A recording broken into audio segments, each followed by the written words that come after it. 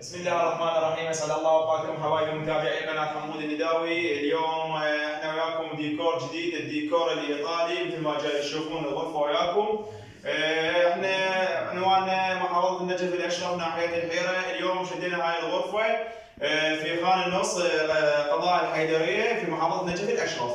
مثل ما جاي تشوفون الغرفه وياكم، غرفه 6 طابق واحد، ارتفاع السطح 80، طول الكنتور 3 امتار ونص، الزاويه 120. اليوم الغرفه مختلفه بكل شيء مثل ما وعدناكم. احنا راح نجي وياكم ديكورات جديده وديزاينات جديده. الغرفه متكونه من تقطيعات عديده بهذه الصفحه، متكونه من باب، ايضا التقطيع الداخلي حسب ما يطلبه الزبون، 3 جرارات بالصفحه، باب جرار باب. الصفحه الثانيه طبعا التكوير هناك كله شغل عراقي، وهي اصلا ديكور ايطالي وشغل عراقي 100%.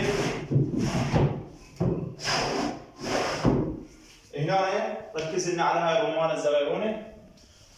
طبعا اخوتنا اليوم خان النص جونا ديكور ايطالي واحنا نفذناه عراقي 100%. شوفون الجرار اللي هو عباره عن جرار لف وسكك هيدروليك، الجرار لف وسكك هيدروليك. طبعا هاي الغرفة من كل شيء مختلف فيها، من ديكورها وديزاينها وبيبانها. مثل ما نوعنا قبل ساعة انه طول الكنتور 3 امتار ونص، والزاوية 120 74، والتقطيع الداخلي حسب ما يطلب الزبون. طبعا الشغل 5 ملم وقفة والصبغ حراري مثل ما جاي تشوفوا قدامكم، رفع علاقة، وايضا جرار في نهاية الكنتور او في نهاية باب الوسط. طبعا هنا مشتغلين بيبان اقواس، واليوم هذول الاوف وايت والتطعيم كيف ما سويت لكم على الجمال بالغرفه. طبعا جرارات على اطراف الكنتور.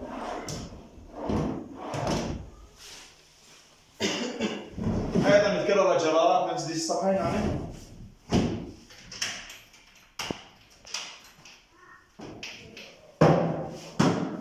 سعر هاي الغرفه عدد التوصيل، طبعا التوصيل يتم من حسب محافظته. سعر هاي الغرفه 4200 عدد التوصيل، 4200 عدد التوصيل.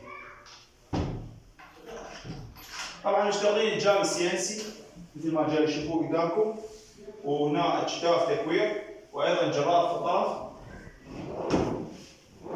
الكنتور متكون من 3 جرارات اسفل، وعباره عن قطعه مال جرارات، وبيبان هاي الغرفه وهاي الزاويه لكم قياسها